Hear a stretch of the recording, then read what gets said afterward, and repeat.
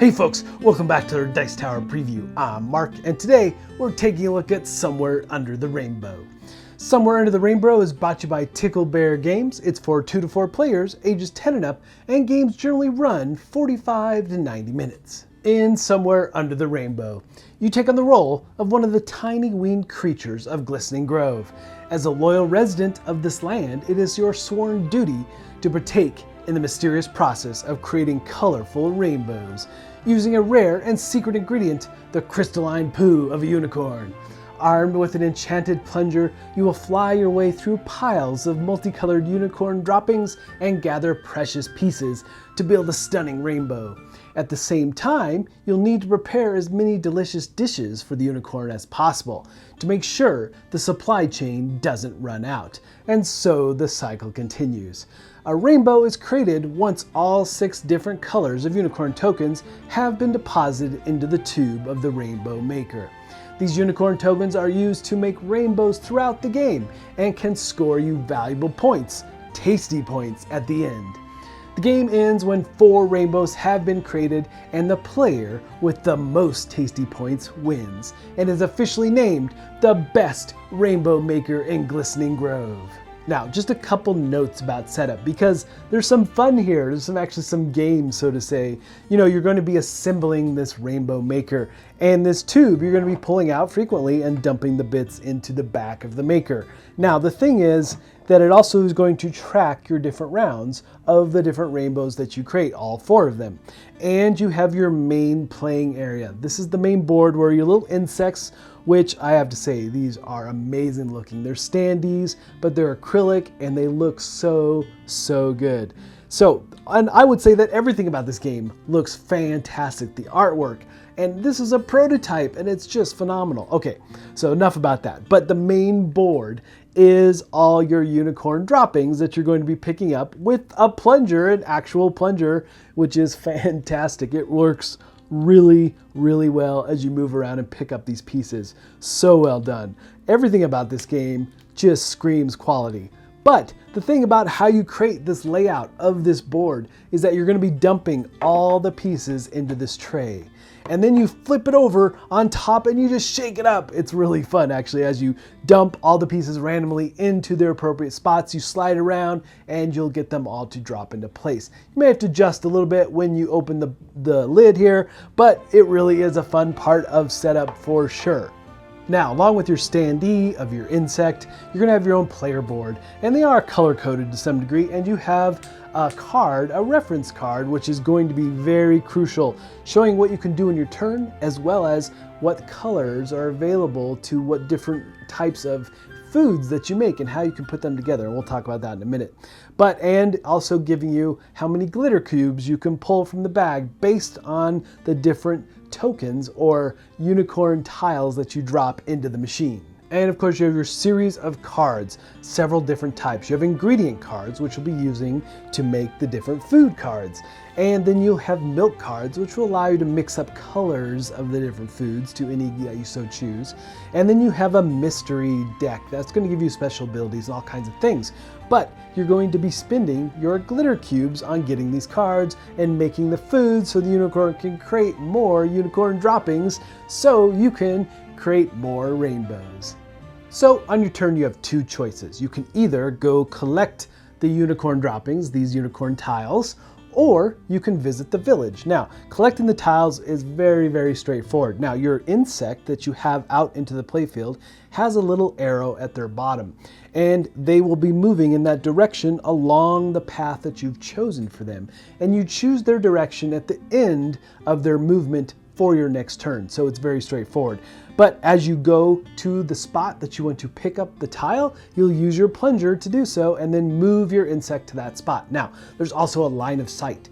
You have to make sure that your insect is not at a lower level than the tile you're trying to go for or go over. And you can't go over other players unless you're at a higher level than they are. And obviously you can't land on the same spot as other players. Now, you have all the colors of the rainbow here. You also have gold, which are going to be special unicorn droppings, and you have stone, which really don't do much for you at all. But you may need to get stone out of the way so you can get to the goods underneath them.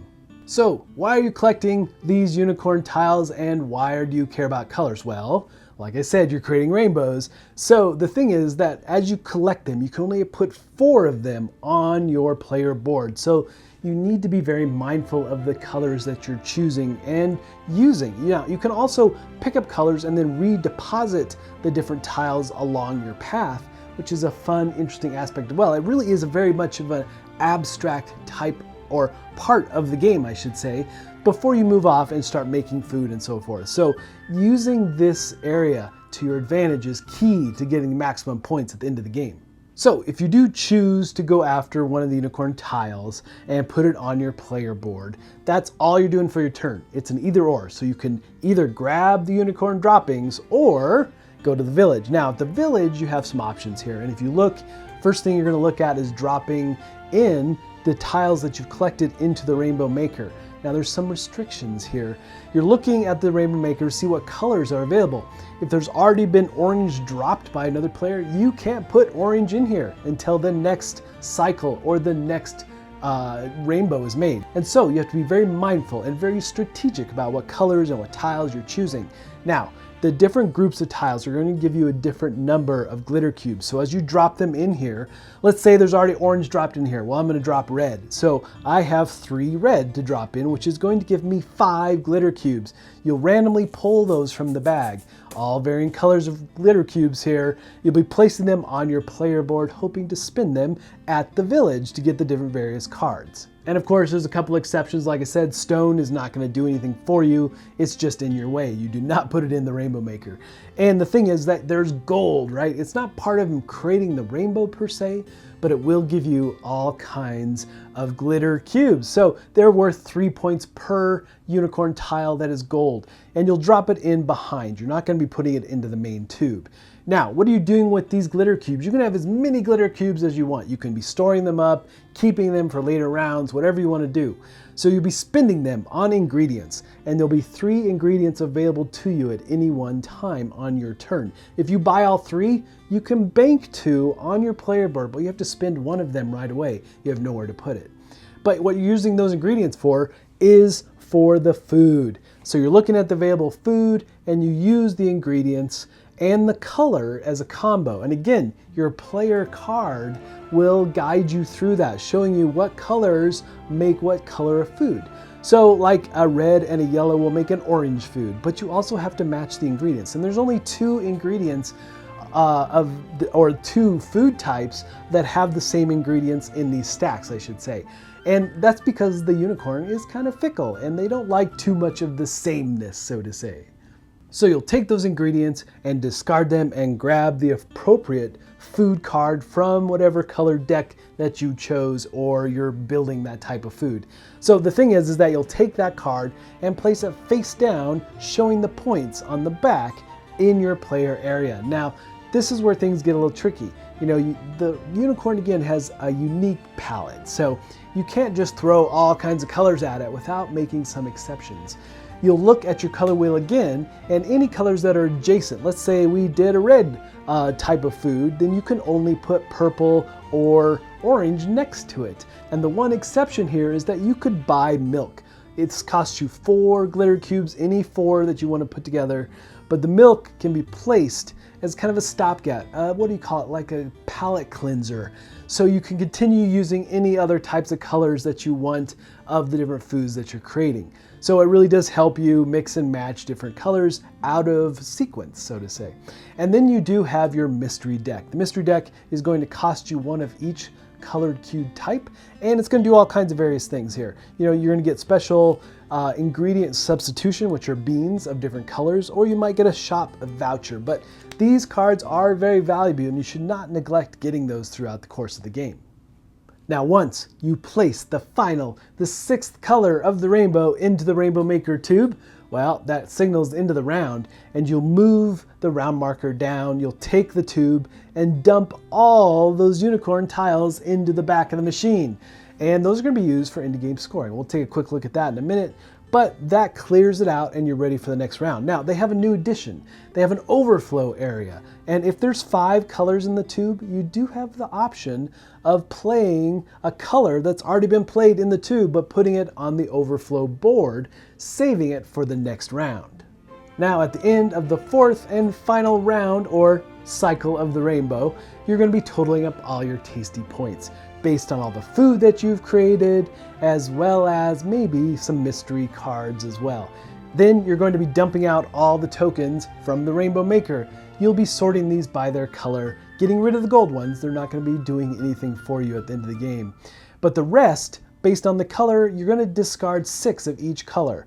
And then the remaining tokens go to the player who has the most of that color. So you'll total up your tasty points for a specific color that you have, and if you have the most, you'll get all the green ones or you'll get all the red ones. And each of the rainbow or unicorn tokens, the unicorn droppings, are worth 1 point each, and whoever has the most will be named the ultimate best Rainbow Maker in Glistening Grove.